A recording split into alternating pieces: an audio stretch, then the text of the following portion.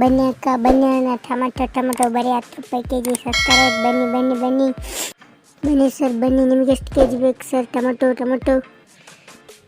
ಯಾಕಪ್ಪ ಇಷ್ಟು ಕಡಿಮೆ ರೇಟು? ಕದ್ದಿರೋ ಮಾಲ ಅದಕ್ಕೆ? ಅಯ್ಯೋ ದೇವ್ರೆ, ಒಳ್ಳೆಯವರಿಗೆ ಕಾಲನೇ ಇಲ್ಲ ನೋಡ್ರಿ. ನಮ್ಮ ಹೊಲದ ಮಾಲು ಸರ್, ನಾವು ಇದೇ ರೇಟಿಗೆ ಹೋಲ್ಸೇಲಲ್ಲಿ ದಲ್ಲಾಳಿಗಳಿಗೆ ಕೊಟ್ಟು ಹೋಗ್ತಿದ್ವಿ.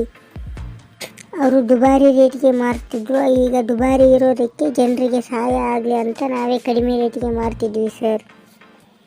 ಅಲ್ಲ ಕಣ್ರೋ, ನೀವು ನಮ್ಮ ಒಟ್ಟಾರದ ಕೊನೆ ಬೀದಿಯ ಗುಂಡ ಇದ್ದಂಗಿದ್ದೀರಲ್ಲ, ಅವರೇನಾ ನೀವು?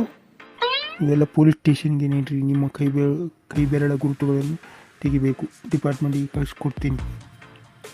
ಯಾಕೆ ಸರ್, ಇದು ಕದ್ದಿರೋದೆಲ್ಲ ನಮ್ಮ ಹೊಲದಲ್ಲೇ ಬೆಳೆದಿರೋದು ಸರ್. ಹಾಗಿದ್ದರೆ ನಿಮ್ಗೆ ಯಾಕಪ್ಪ ಭಯ? ನಡಿ ಪೊಲೀಸ್ ಸ್ಟೇಷನ್ಗೆ. ಬೇಡ ಸರ್, ಇದು ಕದ್ದಿರೋದಲ್ಲ. ನನ್ನ ಮಾತು ಕೇಳಿ, ನಾನು ನಿಜ ಹೇಳ್ತಾ ಇದ್ದೀನಿ. ಕೊನೆಗೂ ರಿಪೋರ್ಟ್ ಬರುತ್ತೆ. ಅಲ್ಲಿ ಗುಂಡ ಮತ್ತು ಪುಂಡನ ಕೈ ಬೆರಳ ಗುರುತು ಪ್ರಿನ್ಸ್ ಮೇಲಿನ ಗುರುತು ಮ್ಯಾಚ್ ಆಗಿದ್ದರಿಂದ ಅವರೇ ಟೊಮೆಟೊ ಮತ್ತು ಈರುಳ್ಳಿ ಕದ್ದಿರುವುದು ಎಂದು ಸ್ಪಷ್ಟವಾಗಿ ಪೊಲೀಸ್ ಅಧಿಕಾರಿಗೆ ತಿಳಿಯುತ್ತದೆ. ಹಾಗೆ ತುಂಬ ಜನರ ಮನೆಯಲ್ಲಿ ಯಾರು ಅಡುಗೆಗೆ ಈರುಳ್ಳಿ ಮತ್ತು ಟೊಮೆಟೊ ಬಳಸುತ್ತಾರೆ ಅಂತ ಗೊತ್ತಾಗುತ್ತೋ ಅವರ ಮನೆಯಲ್ಲಿ ಹೋಗಿ ಕಳ್ಳತನ ಮಾಡಿದ್ರು.